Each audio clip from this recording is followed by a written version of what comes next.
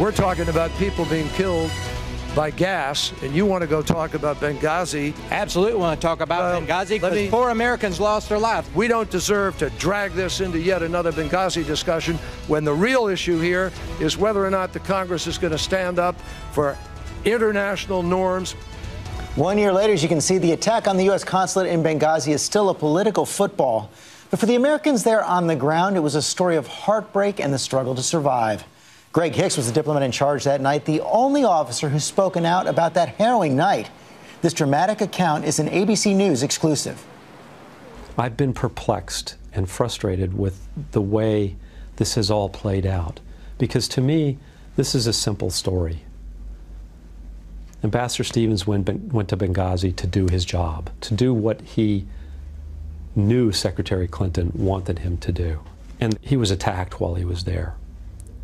And the American staff in Benghazi and in Tripoli responded as we've been trained to do, in an amazing way, to save the lives of our people who were in Benghazi. Unfortunately, we lost 4 people in the line of duty. Let's take a look back at the events of that night. You're home in Tripoli. Right. That evening at around, what, 9:45? It's at 9:45 Tripoli time, right, 3:45 Washington time. Our regional security officer comes running into the house where I was and yells, "Greg, the consulate's under attack." And I immediately look at my telephone and I see a missed call. I call back on that number and I get the ambassador. And the ambassador says, "Greg, we're under attack." Chris Stevens. And I say, "Okay," and the line is cut. That's it.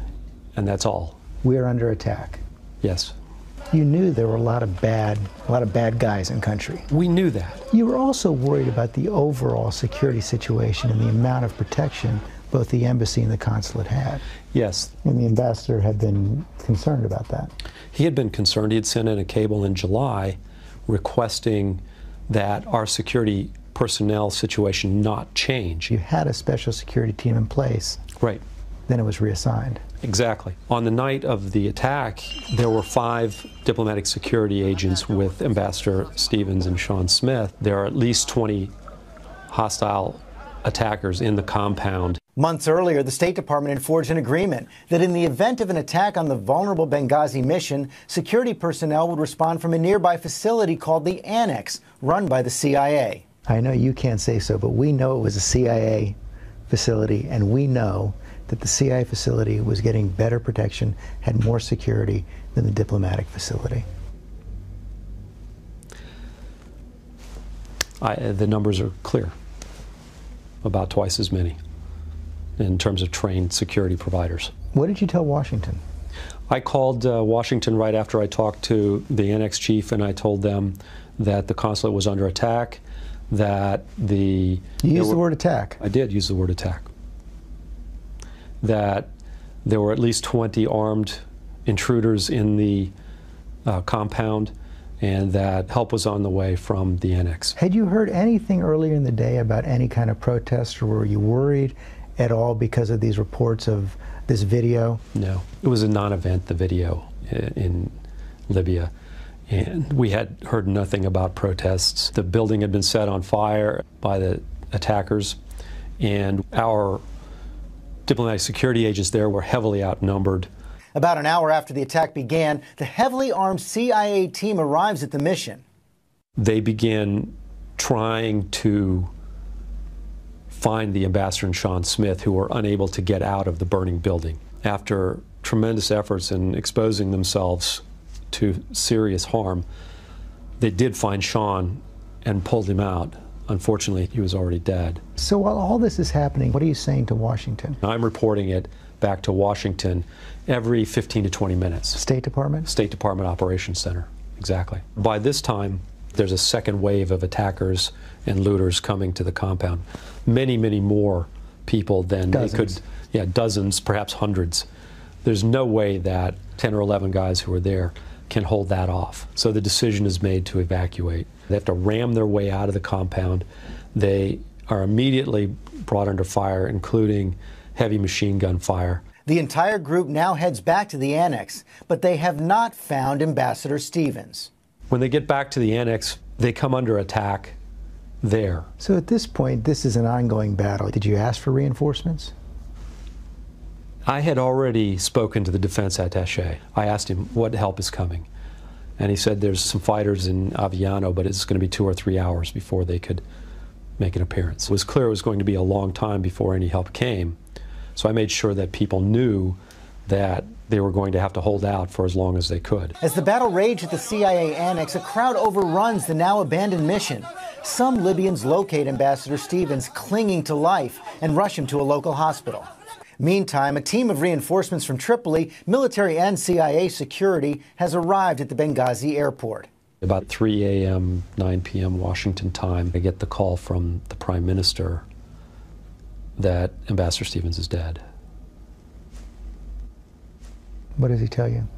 He just says, I'm very sorry, Greg, to tell you this, but our friend Chris has passed on. I think those were his words. There was deep remorse in his voice when he said it. And you? For me, I think it's the saddest moment in my career, honestly. With the news of Stevens' death, the security team from Tripoli heads to the annex. And soon after they get there, the attack on the annex is renewed, and then the mortars come in. Those are the rounds that kill Ty and Glenn. Since this has all happened, we've seen all of the top Pentagon officials at the time, all the top military officials said there was just no way to respond in time. Military assets could not get there. I don't know exactly what was available. I still don't quite understand why they couldn't fly aircraft over to Benghazi. When I was a kid, I grew up watching Western movies, and the cavalry always came. I just thought that they would come. You've had quite a journey yourself in this last year. Decided to speak to Congress. Yes. Back in May. Since then, it appears you've been in something of career limbo inside the State Department. That's correct. That's true. The State Department says this was an assignment you requested. You're getting the same pay as before. But do you feel you're being punished for speaking out? Yes, I feel that I have been punished. I don't know why I was punished. I don't know why I was shunted aside, put in a closet, if you will. Does the State Department know you're speaking out now? No, they don't know I'm here with you. Then why talk? Because the American people need to have the story, and Ambassador Chris Stevens, Sean Smith, Ty Woods, and Glenn Doherty's names are names that should be remembered by every American for the sacrifices that they made. Could those 4 American heroes have been saved? Sadly, I think that Ambassador Stevens and Sean Smith, maybe not. Ty and Glenn, of course, were killed in the mortar attacks that took place 8 hours after the initial attack. It's possible they could have been saved, I think. And what's the best way we can honor the memory of the 4 diplomats and security professionals who lost their lives that night? We can't forget them.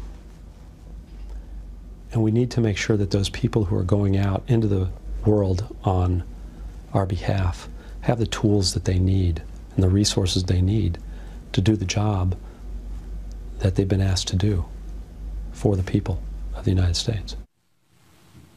Greg Hicks right there. In response to his contention that he's been punished, the State Department sent us this statement, which reads in part, "The State Department has not punished Mr. Hicks in any way. We appreciate his exemplary service on the evening of September 11th. His departure from Libya was entirely unrelated to any statements he may have made relating to the attack in Benghazi, and we are working with him on his next permanent assignment." You can read the full statement on our website, abcnews.com.